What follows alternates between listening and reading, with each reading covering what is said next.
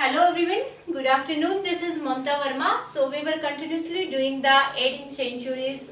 We also call it Augustan age. Okay.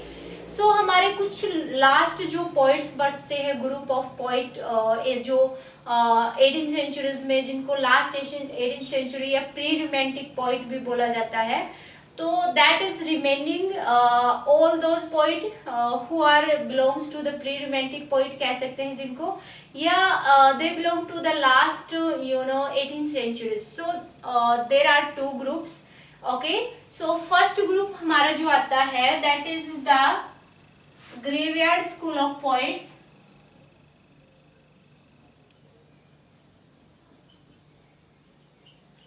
Graveyard School of Poets. Okay, so ये हमारा group है the graveyard school of poets and all the poet who came in this category graveyard schools के group में आते हैं. Okay, सो उनको हम one by one करके पढ़ेंगे. सबसे पहले हम देख लेते हैं कि ग्रेवयार्ड स्कूल्स ऑफ पोइट किनको बोला जाता है, क्या फीचर्स थी उनके वर्क की, स्पेशली उनकी पोइट्री की. ठीक है, so it include all the poet who belong to the 18th centuries and who share the common theme मतलब common interest on the theme of death, mortality, the transitions of life. Transitions means जो life की अस्थिरता है तो उनके इन सब पे based होती थी उनकी थीम.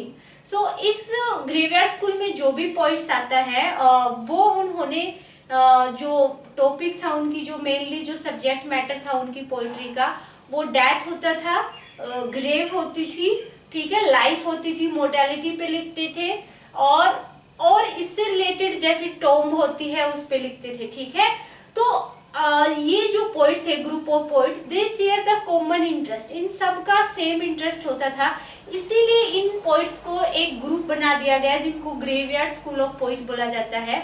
ठीक है, तो इनका मेन जो थीम होती थी वो क्या होती थी, मेन थीम होती थी वो होती थी death, morality, okay, transitions of life, tomb या ग्रेव बोल सकते हो. Okay, and these poets are also called churchyard poet. graveyard school of poet को churchyard poet भी बोला जाता है. ठीक है, churchyard poets. Okay, so all the poets who belong to the 18th centuries and they share the common interest on the theme of death, mortality, transitions of life. Okay, and they talk about in their poems on the death and the life after death. Okay, so all those poets came in this group and these poets are also called churchyard poets. इनको churchyard poet भी बोला जाता है. तो इस group में mainly है वो 4 पोइट आते हैं. ठीक है, 4 पोइट हैं जो इस ग्रुप में शामिल किया जाता है. सबसे पहले है थॉमस ग्रे, सेकंड है थॉमस पार्नेल,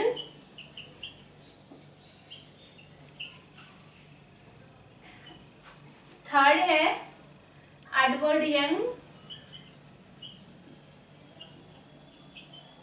एंड 4 है रॉबर्ट ब्लेयर.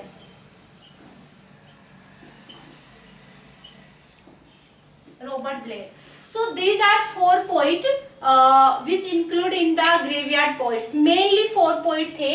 बाद में कुछ ऐसे पोइट हुए जैसे मैंने बोला आपको प्री रोमांटिक्स, कुछ प्री रोमांटिक्स पोइट जिनको बोलते हैं हम. ठीक है, तो ये भी पोइट हुए जिन्होंने जिनका सब्जेक्ट मैटर, जिनकी थीम थी, जिनकी पोइट्री की लाइक डेथ, मोर्टेलिटी पे जिन्होंने लिखा. ठीक है, so life after death, transitions of life and grave पे लिखा. तो कुछ वर्क ऐसे भी राइटर थे जिन्होंने इस सब्जेक्ट पे, इस थीम पे जिन्होंने अपनी पोइट्री या अपना जो भी वर्क है वो लिखा. तो इसलिए कुछ अलग और भी पोइट है, लेकिन मेन 4 ये पोइट है जो इनको क्योर पोइट या ग्रेवयार्ड स्कूल ऑफ पोइट में इंक्लूड किया जाता है. उसके बाद जैसे कुछ पोइट है लाइक विलियम कोलिन है, विलियम कोलिन है, विलियम कूपर है, ओके, ओलिवर गोल्डस्मिथ है,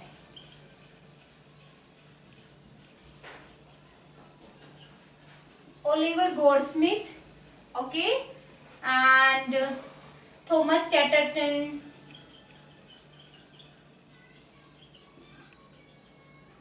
ओके, थॉमस चैटरटन।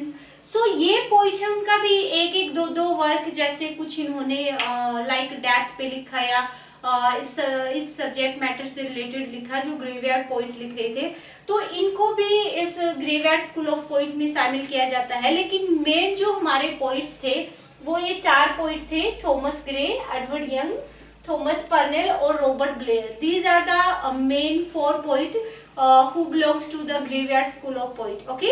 So अब graveyard में क्या होता था, इनका सब्जेक्ट मैटर मेनली डेथ ही होता था, वे डेथ पे फोकस करते थे और they tells about the nature of the death। तो डेथ का नेचर क्या है? So human beings is mortal, everybody who came on this earth will definitely die one day। तो ह्यूमंस है वो उनकी उसकी जो लाइफ है उसकी इनएविटेबिलिटी को बताया गया, क्योंकि डेथ है वो स्थिर नहीं है, ठीक है, डेथ मतलब स्थिर है, लेकिन ह्यूमंस लाइफ है वो स्थिर नहीं है, okay. So one day human beings, all the human beings have to die. मरना ये जो मृत्यु है दैट इज फिक्स्ड, ओके। तो लाइफ है वो स्थिर नहीं है। उन्होंने लाइफ पे बताया है कि कैसी लाइफ होती है पहले डेथ से पहले एंड आफ्टर दैट, जैसे जो सोल है दैट आफ्टर डेथ जो सोल है दैट गेट पीस, काम and human beings free from all the worldly responsibilities, ठीक है। तो इस पे बात की है उन्होंने। उनका सब्जेक्ट मैटर मेनली डेथ ही होता था। ग्रेव से रिलेटेड बात करते थे वो कि ऑल द पर्सन है like the speaker is standing in the graveyard में खड़ा है, ग्रेवयार्ड लाइक शमशान घाट जिसको हम बोलते हैं, और वहां पर he is thinking about his life and about all the people who are buried you know under this grave. तो जो भी all the person who have already died and who they all are you know buried in the grave में है वो, ठीक है। तो उनकी लाइफ के बारे में सोचता है। तो ये सब इनसे रिलेटेड उनका टॉपिक होता था ग्रेवयार्ड स्कूल में, ठीक है।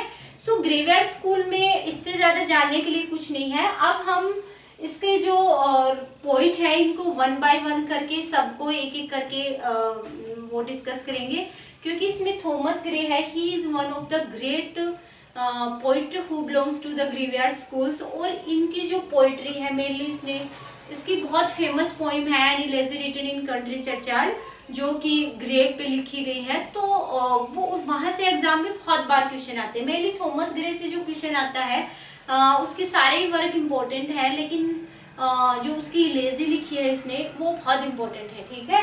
So that's all about the introduction of the graveyard school of poet, ठीक है।